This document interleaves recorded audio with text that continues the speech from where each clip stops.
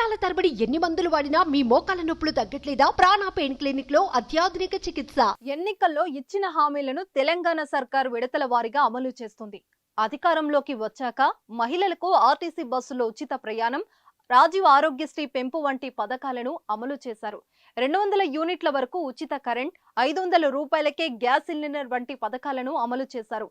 ఆ తర్వాత పార్లమెంట్ ఎన్నికలు రావడంతో కోడ్ కారణంగా పథకాల హామీల అమలుకు బ్రేక్ పడింది. ఇక ఎన్నికలు పూర్తయి ఫలితాలు కూడా విడుదలై 2 వారాలు కావడంతో మిగిలిన హామీల అమలుకు రేవంత్ రెడ్డి సర్కార్ కసరత్తు ప్రారంభించింది.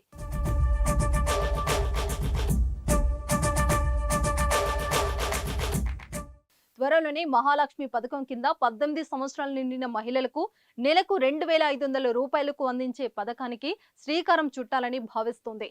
ఈ మేరకు మంత్రులు ఈ పథకం రివ్యూ మీటింగ్లు నిర్వహిస్తున్నారు. అయితే ఈ పథకం అమల్లో ప్రభుత్వం కొత్త ట్విస్ట్ ఇస్తున్నట్లు తెలుస్తోంది. మహిళలకు ప్రతి నెల 2500 రూపాయలు అందించే స్కీమ్ పై పొన్నం ప్రభాకర్ కీలక ప్రకటన చేశారు. ప్రభుత్వం నుంచి ఎలాంటి పెన్షన్లు పొందని కుటుంబాల్లోని మహిళలకు మాత్రమే నెల 2500 రూపాయలు అందేలా నిబంధనలు తీసుకువస్తున్నట్లు తెలిపారు. దీంతో వితంతు, వికలాంగుల వంటి నెల పెన్షన్లు తీసుకునేవారు కుటుంబాల్లో ఒక్కరున్న వారికి ఈ పథకం వర్తించదని తెలుస్తుంది. ఈ పథకాన్ని జూలై నుంచి ప్రారంభించనున్నట్లు సమాచారం. అతి త్వరలోనే దీనిపై అధికారిక ప్రకటన వెలువడే అవకాశం ఉంది.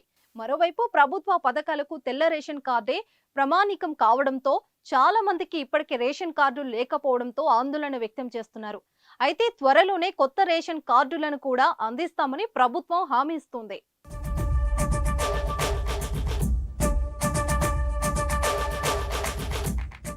సుమన్ టీవీలో మీ పర్సనల్ అండ్ బిజినెస్ ప్రమోషన్స్ కోసం కింది నెంబర్కి కాంటాక్ట్ చేయండి.